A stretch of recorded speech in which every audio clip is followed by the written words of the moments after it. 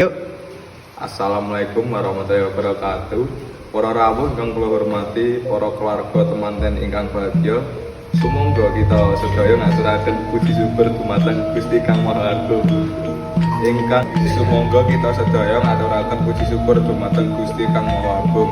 Ingkang sampun maringi kita sedaya nikmat lan rahmat sehingga kula lan panjenengan saged kempal wonten dina niki kanthi sehat walafiat. Salawat serta Pak ingkang sampun maringi kita sedaya nikmat lan rahmat sehingga kula lan panjenengan saged ngempal wonten dinten niki kanthi sehat walafiat. Salawat kaliyan salam sumangga ugi kita aturaken dumateng junjungan kita Nabi Muhammad sallallahu alaihi wasallam. Kita sedaya kempal wonten papan menika kangge sareng-sareng mirsani acara temu wontenipun Dimas Ayu Nanda kaliyan Dimas Bagus Rizal. Saderengipun kula dados pranatacara wonten dinten niki badhe ngaturaken rantamaning adicara sakmenika nun niki. Kaping setunggal pambuka, kaping kalih panggih temanten, kaping 3 gantalan, kaping sekawan nyidak tigan, kaping gangsal mumbah suku, kaping 6 sinduran, kaping 7 dulangan lan munjuk tirta, kaping 8 kacar budur, kaping 9 bobot timbang, kaping 10 sungkeman, lan kaping 11 penutup. Para rawuh ingkang kula hormati, adicara kaping pisan inggih menika pambuka.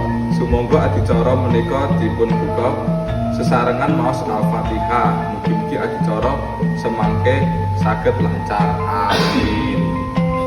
Salajengipun adicara kaping kalih panggih temanten. Sakmenika temanten putri mijul saking papan anggene busani awak kangge kepanggih temanten kakung.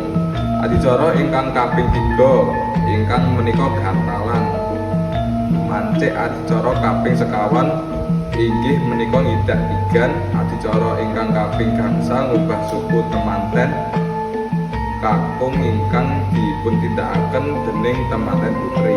Adicara kaping 6 inggih menika sinduran. Lajeng dhateng adicara kaping 7 dulangan lan munjuk tirta ingkang dipun tindakaken temanten putri kalian temanten kakung. Adicara kaping 8 kacar kucur ingkang ngadahi makna menawi temanten kakung nggadhah kewajiban nafkahi keluarga. Lajeng mancik adicara kaping 9 bobot timbang saklajengipun inggih menika adicara sungkeman temanten kakung kalian temanten putri dumateng bapak kalian ibu. Para rawuh lan keluarga temanten ingkang bahagia, saking pangestu panjenengan sedaya adicara panggih temanten dinten niki saged rampung nganti lancar.